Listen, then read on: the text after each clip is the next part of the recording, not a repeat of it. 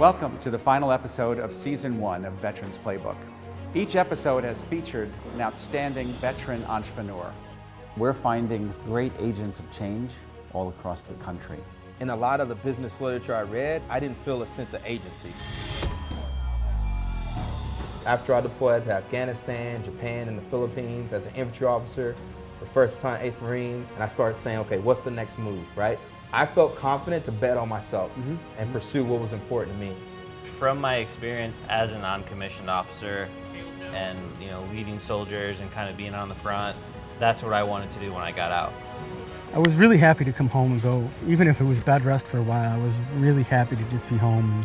So thankful for everybody in my life, whether it's my family and my kids. When you're active duty, you know your chain of command very well, but then you transition out of the military and that is lost. We know veterans becoming entrepreneurs are very unlikely, or it doesn't really happen.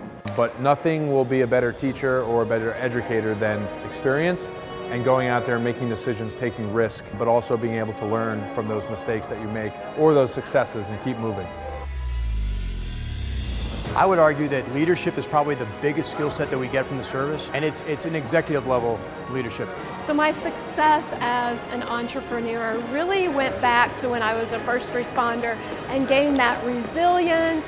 There is absolutely no way to grow a company without surrounding yourself with the right people.